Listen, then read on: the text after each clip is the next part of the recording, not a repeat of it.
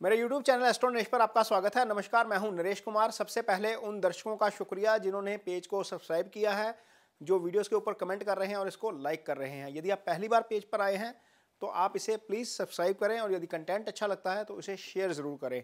बात हो रही है गुरु के गोचर की। 2023 में गुरु का गोचर कैसा रहेगा विभिन्न राशियों के लिए। सबसे पहले बात करेंगे कि गुरु के जो 2023 का है वो शेड्यूल क्या है।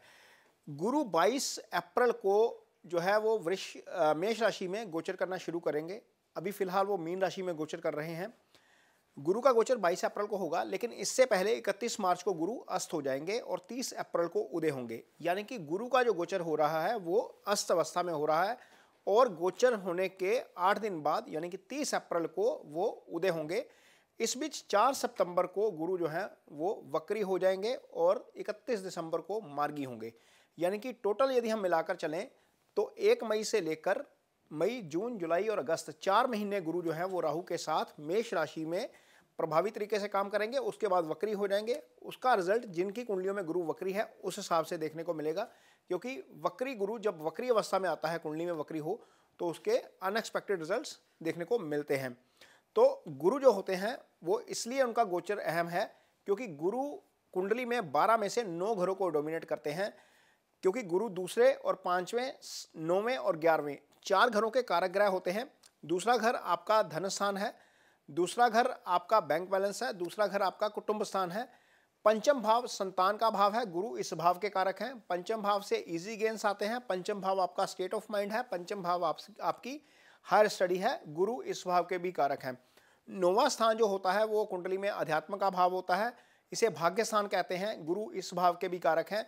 11वां भाव कुंडली में वृद्धि का भाव है, आय का भाव है, गुरु यहाँ के भी कारक हैं। यानी कि 4 भावों का गुरु के पास जो है वो गुरु कारक है। 4 भावों के 3 जो हैं गुरु की दृष्टियां होती हैं। 2 कुंडली में 2 घर जो होते हैं वो गुरु के स्वामित्व वाले घर होते हैं। जहां पर आपकी धनु और मीन राशि होती है वो गुरु के भाव होते हैं आपकी कुंडली में। ये डिपेंड करता है कि आपकी कुंडली कौन से लगन की है। तो लिहाजा 12 में से 9 घर सीधे सीधे 75% वाला मामला है, यहाँ पर गुरु डोमिनेट करते हैं और इसीलिए ये ट्रांजिट जो है वो बहुत अहम है। तो बात करते हैं वृश्चिक राशि की। वृश्चिक राशि के जातकों के लिए गुरु का गोचर जो है वो अच्छा नहीं होने जा रहा है। उसका कारण ये है कि गुरु यहाँ से 6ठे भाव में गोचर करेंगे और 6ठे भाव का गोचर अच्छा नहीं होता। गुरु का गोचर 6ठे भाव में नहीं होना चाहिए। वृश्चिक राशि के लिए गुरु जो है वो दूसरे भाव के स्वामी हैं। दूसरा भाव धन भाव होता है। गुरु जो है वो पंचम भाव के स्वामी हैं और जो पंचम भाव है वो आपकी स्टडी का भाव है, सुत भाव है। यानी कि गुरु का जब गोचर चल रहा है और यदि आपकी कुंडली में गुरु की महादशा चल रही है तो इन 2 भावों के फल जो गुरु ने करने थे उनकी वो हानि कर जाएंगे इस गोचर के दौरान। तो यहाँ पर क्या कितनी हानि होगी, इसका क्या फायदा होगा, क्योंकि गुरु की दृष्टि हमेशा शुभ रहती है। हालांकि गोचर जो है वो थोड़ा सा अच्छा नहीं है, 6ठे का गोचर, लेकिन इसके बावजूद गुरु की दृष्टि शुभ है और गुरु की एक दृष्टि अपनी ही राशि पर जाएगी, इसलिए एक राशि के फलों में कमी हो जाएगी।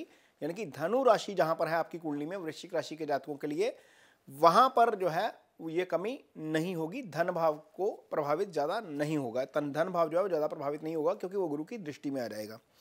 अब बात करते हैं जब 6ठे भाव में गुरु बैठेंगे तो आपके लिए कैसा फल करेंगे। 6ठे भाव से गुरु की पंचम दृष्टि जाएगी आपके कर्म स्थान के ऊपर। जो कर्म है, जैसे कहा गया है कि गुरु की दृष्टि अच्छी होती है, जो कर्म है वो कर्म आपका प्रोफेशन है, आपकी जॉब है, आपकी नौकरी है, आपकी सर्विस है, आपका फ्रीलांस काम है, आपका कारोबार है, या आप कोई एक्सपोर्ट का काम करते हैं, किसी के साथ पार्टनरशिप में काम करते हैं, वो है, वो 10वां भाव है सारा आपका।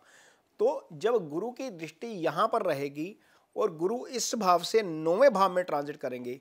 देखिए, लगन से गुरु 6ठे में है लेकिन 10वें से गुरु 9वें में है, तो 9वें का गोचर अच्छा है। यानी कि कामकाज के लिहाज से या कारोबार के लिहाज से या जॉब के लिहाज से या फाइनेंस के लिहाज से गुरु का गोचर शुभ है। यहाँ पर आपको अच्छे फल मिलेंगे।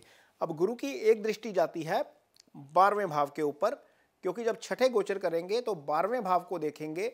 12वें भाव से आपकी अनिद्रा से संबंधित समस्या आती है, बेड कंफर्ट्स आते हैं, आपके खर्चे आते हैं, मोक्ष यहीं से देखा जाता है। तो यहाँ पर जब गुरु की दृष्टि जाएगी, यदि आप स्लीपिंग डिसऑर्डर से परेशान हैं, यदि आपको अनिद्रा की समस्या है, यदि आपके खर्चे बढ़ रहे हैं तो हो सकता है कि गुरु का ये गोचर आपके लिए खर्चे कंट्रोल करने वाला हो जाए।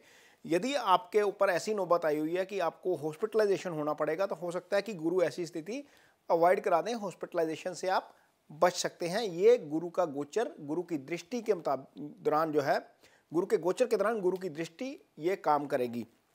अब गुरु की एक दृष्टि जाएगी आपकी कुंडली में दूसरे भाव के ऊपर। यहाँ पर गुरु की अपनी ही राशि पड़ी है। जब अपनी ही राशि को गुरु देख रहे हैं तो यहाँ पर ये प्रोटेक्ट कर जाएंगे। यदि दशा महादशा चल रही है गुरु की और गुरु यहाँ पर छठे भाव में नुकसान करते तो वो नुकसान बच गया एक तरीके से, क्योंकि गुरु का ट्रांजिट इस तरीके से हो रहा है। अदरवाइज गुरु का ट्रांजिट कहीं और से हो रहा होता और धनु राशि को ना देख रहे होते तो शायद ये नुकसान हो जाता, लेकिन ये नुकसान नहीं होगा क्योंकि गुरु की दृष्टि धन भाव के ऊपर जाएगी। तो धन भाव से संबंधित जो काम है, जो सिग्निफिकेंस है, वो बचे रहेंगे। दूसरा भाव आपके माउथ से संबंधित डिजीज का होता है, आपकी कुटुंब होती है दूसरा भाव, दूसरे भाव से आपका सर्कल देखा जाता है। तो ये यहाँ के सिग्निफिकेंस जो है वो एक तरीके से प्रभावित नहीं होंगे। लेकिन हाँ, क्योंकि पंचम भाव जो है वो कुंडली का त्रिकोण भाव है, पंचम भाव से संतान देखी जाती है, पंचम भाव से हायर एजुकेशन देखी जाती है, पंचम भाव से इजी गेन्स देखे जाते हैं, पंचम भाव निश्चल प्रेम का भाव है, पंचम भाव से स्टेट ऑफ माइंड देखा जाता है। यहाँ के सिग्निफिकेंस निश्चित तौर पर प्रभावित हो सकते हैं। ये चीज़ आपको ध्यान में रखनी पड़ेगी। यानी कि जो वृश्चिक राशि है, इसके जो जातक, इस राशि के जो जातक या जो महिलाएं प्रेगनेंसी के फेज से गुजर रही हैं या गुजरेंगी इस गोचर के दौरान, उनको थोड़ा सा एक्स्ट्रा केयरफुल रहना पड़ेगा, थोड़ा सा अपना ध्यान रखना पड़ेगा, क्योंकि गुरु के जो फल हैं यहाँ पर थोड़े से कम हो जाएंगे। गुरु ही संतान के कारक ग्रह होते हैं और गुरु इस भाव के कारक ग्रह भी हैं। यदि वो छठे में है तो यहाँ पर गर्भवती महिलाओं के लिए स्थिति जो है वो बहुत ज़्यादा अच्छी नहीं है, वहाँ पर ध्यान रखने की ज़रूरत पड़ेगी महिलाओं को। ये कार्यक्रम आपको कैसा लगा, इस पर कमेंट बॉक्स में अपनी राय मुझे ज़रूर दीजिए। यदि ये वीडियो अच्छा लगता है तो इसे शेयर ज़रूर करिए। इसके साथ ही मुझे दीजिए इजाज़त। नमस्कार।